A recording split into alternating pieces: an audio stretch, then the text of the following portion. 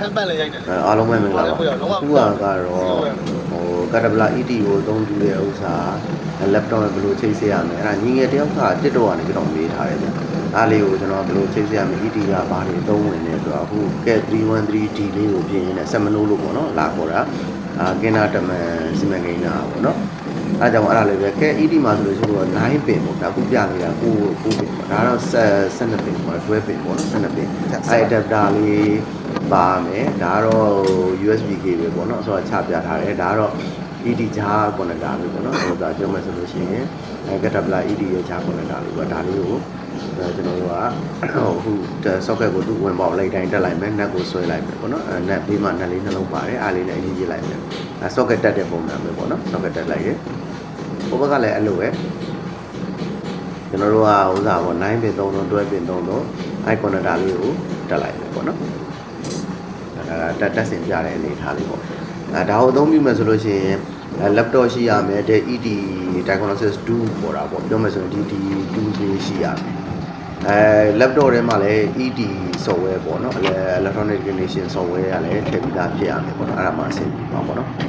data get 313D ကိုစမ်းသပ်တာဆက်မလို့လို့ဆိုပြီးတော့ကျွန်တော်တို့ကဘယ်ပိုင်းတွေမှာစစ်ဆေးရမယ်ဘာလုပ်ရမလဲဆိုတော့စမ်းသပ်တာပေါ့ get 313D မှာတော့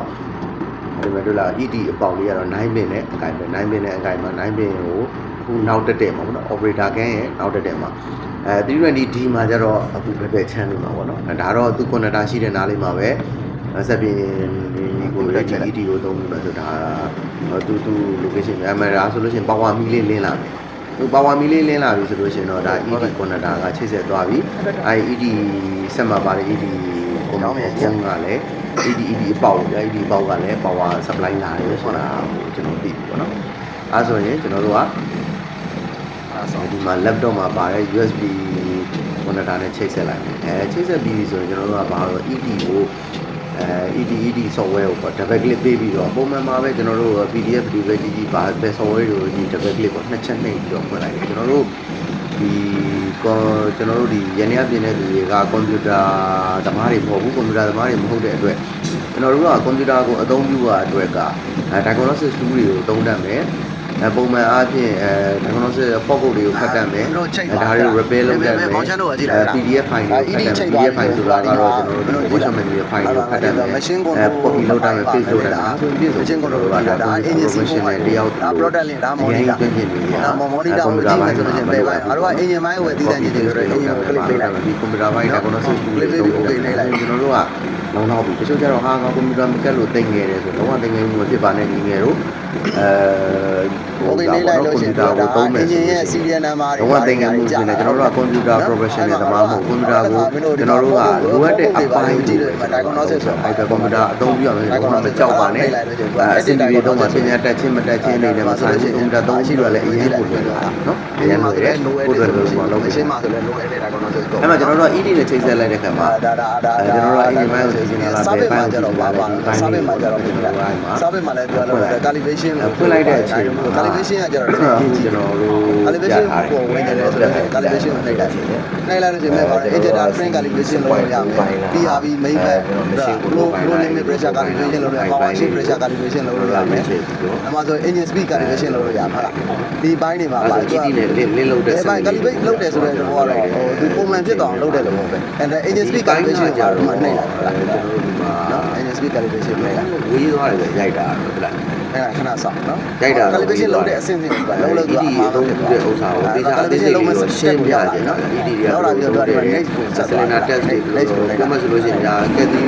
13D မှာဆိုလို့ရှိရင်တို့ကဆမ်မနိုးပဲနေတယ်သူက sonite test တွေလုပ်လို့ရတယ် sonite test ဆိုတာကဥပမာပေါ့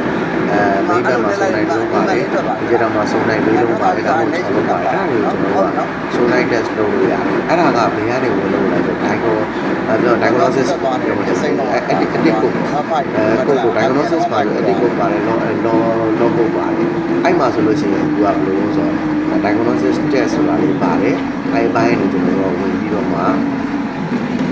ဆက်ပြီးတော့မှရှိတဲ့ sonite ကို test လုပ်ရတာပေါ့ဗျာအဲ့ test လုပ်ခြင်းအပြင်ကျွန်တော်တို့ကဟုတ်ပြီ sonite တွေကောင်းမကောင်းပန်း sonite တွေကောင်းမကောင်းဒါတွေလုပ်လို့ရတယ်ဒါတော့ကျွန်တော် simulation လုပ်နေတာ simulation လုပ်နေတာကြိုက်တာနည်းနည်းလေးဝေးသွားတယ်ကျွန်တော်တို့ကိုစက်တင် စင်ပြောင်းဆိုပြီးရိုက်နေတာ calibration လောက်တာတော့ကျွန်တော်တို့ဘယ်ပိုင်းဝင်လာတော့ service ဆိုပြီးအဲ့မှာ ED ကိုခလိုက် service ဆိုတဲ့အပိုင်းနေပြီးတော့ကျွန်တော်တို့ဝင်ပြီးတော့မှဒီ engine RPM တွေရဲ့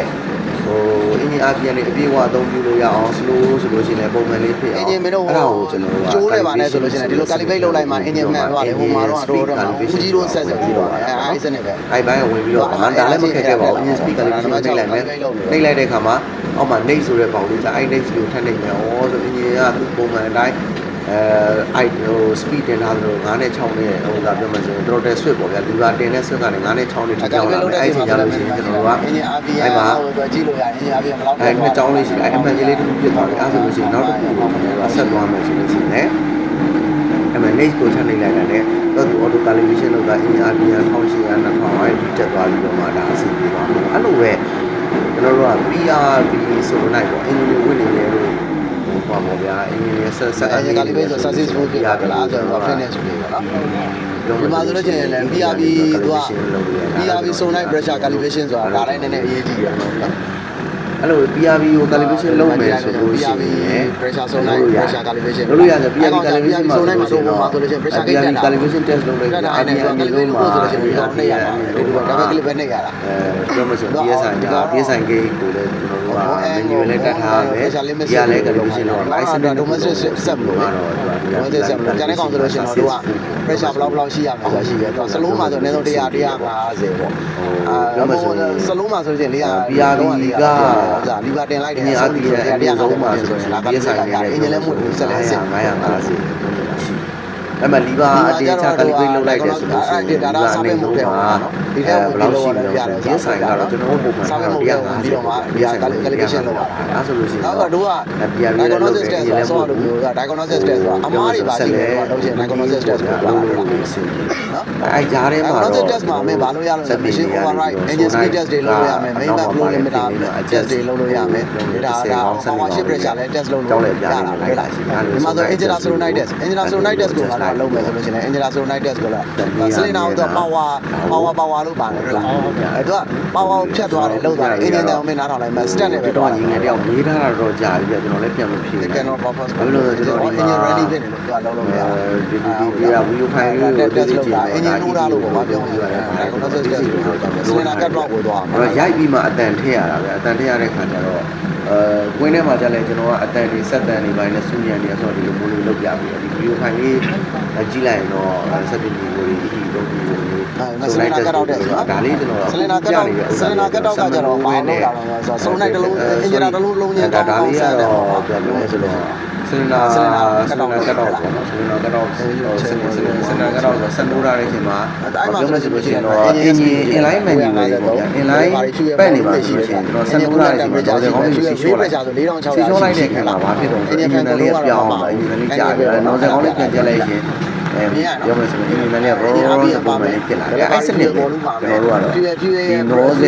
engine မှာကျွန်တော်တို့က cylinder cut off ဆိုတာဆိုလိုက်ကိုဒီမတီးဝင်နဲ့ဖြတ်တဲ့35ပါအဲ့စနစ်လေးကိုလည်းစမ်းသပ်လို့ရတယ် cylinder cut off ကိုမလုပ်ချင်တယ်ဆိုလို့ရှိရင်အဲ့စနစ်လေးအတိုင်းပဲကျွန်တော်က cylinder cut off လုပ်မယ်နှလုံးပြီးနှလုံးပြီး cylinder 1ကိုလုပ်ချင်တာလား cylinder 2ကိုလုပ်ချင်တာအဲ့ဒီမှာ engine RPM အပြောင်းလဲလေးရှိတယ်ဆိုလို့ရှိရင်နံပါတ်1ကိုဒီမှာကျွန်တော်ဒီ engine ကအသုံးပေးတာကွာအဆင်ပြေသေးတယ်စုံလိုက်တွေကလည်းကောင်းနေပေါ့ဗျာကျွန်တော်အတန်ပြောင်းသွားပြီလား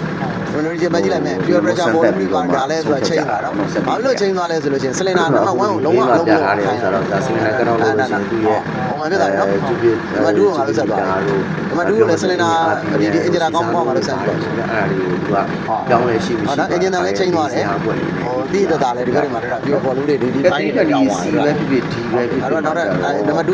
ုပြန်ပြီးပါပေးလိုက်အသုံးသင့်တယ်လို့ကျွန်တော်ကတော့ recommend ပေးတယ်ဘာဖြစ်လို့အတန်ဝတ်သိတာနော် engine လည်းမှာညာလေးရစား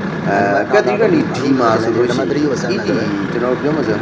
ဒီဇယ်ပတ်ပေါ့နော် fuel ပတ်မှာစိုးနိုင်လေးပါလို့ဆန်ဆာအကောက်လေးဗျအမှန်သိတာနော်ဒီ series ဆိုတာလည်းလည်း cylinder cut off လုပ်ပြီးမယ